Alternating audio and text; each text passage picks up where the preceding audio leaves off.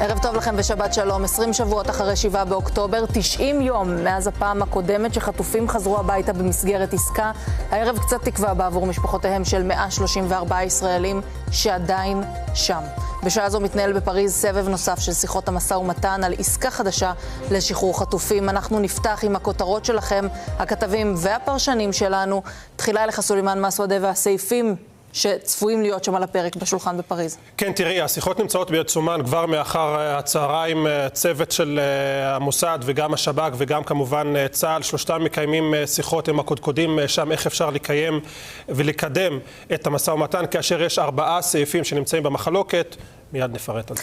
אליאור לוי, אתה תסביר מה גורם לפאניקה בקרב בכירי חמאס. נכון, וזה לא אובדן השליטה ברצועת עזה. מקורות פלסטינים שאנחנו משוחחים איתם היום אומרים שבארגון מוטרדים בעיקר מכך שבקרב מדינות ערב והקהילה הבינלאומית לא סופרים את חמאס בשיחות ובדיונים של היום שאחרי המלחמה, גם כשחקן וגם כשותף לדרך.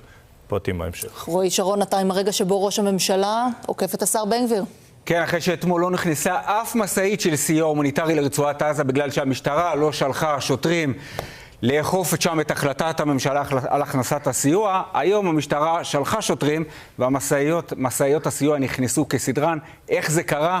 מיד נפרט. טל שלו, למרות המשא ומתן בפריז בלשכת נתניהו מצננים את האופטימיות. כן, מקורבים לנתניהו אומרים לנו שהשיחות רחוקות מפריצת דרך ושהאופטימיות לכאורה משקפת בעיקר את הלחץ האמריקאי והרצון האמריקאי כן לקדם מתווה כולל לסיום הלחימה בשבועות הקרובים, ושהפערים עדיין מאוד מאוד גדולים, שהאופטימיות משקפת גם את הרצון של גנץ ואייזנקוט לקדם מתווה בהקדם האפשרי. יואב קרקובסקי, למרות ההודעה על כך שבעצם בן גביר והמדיניות שלו תיושם בהר הבית, לא כך. מתברר שלמרות ההכנה או ההודעות שיצאו מצידו של בן גביר, ניצחתי אחרי הדיון הכנה לחודש רמדאן, מתברר שההחלטה שהתקבלה בדיוק הפוכה, אבל עצם הפרסום של בן גביר כבר גרם נזק גדול. נפרט בהמשך. עוד נרחיב על כל הכותרות שלכם. משפחות החטופים חסמו היום את איילון והציבו שולחן אוכל על הכביש, כשכבר 20 שבועות יקיריהן לא יושבים לארוחת שישי. במקביל הלחימה בעזה נמשכת ובצפון חילופי ירי בין צה"ל לחיזבאללה. הכתבה של יונתן רווה. היום ה-140 למלחמה, ובשעה שבתל אביב מפגינים ובני משפחות חטופים חסמו את נתיבי איילון וערכו שם קבלת שבת. 20 שבתות בעזה! תחזיר לנו אותם! בפריז נציגים ישראלים בהם ראש השב"כ וראש המוסד מנסים להגיע למתווה להשבת יקיריהם. סביב השולחן ראש הממשלת קטר מוחמד אל-ת'אני ומצד האמריקנים ראש ה-CIA וויליאם בארנס. זאת הדרך שלנו. למשוך תשומת לב, כן, להזכיר לעולם, להזכיר למדינת ישראל, להזכיר לאזרחי ישראל ולממשלת ישראל שאנחנו לא נחזור לשגרה. אין חזרה לשגרה. עוד לא הבנו איך בדיוק חוזר הביטחון. הביטחון לא יחזור עד שאחרון החטופים לא יחזור לפה. בבוקר אזעקות בצפון ושברי יירוט נחתו על בית במושב מרגליות.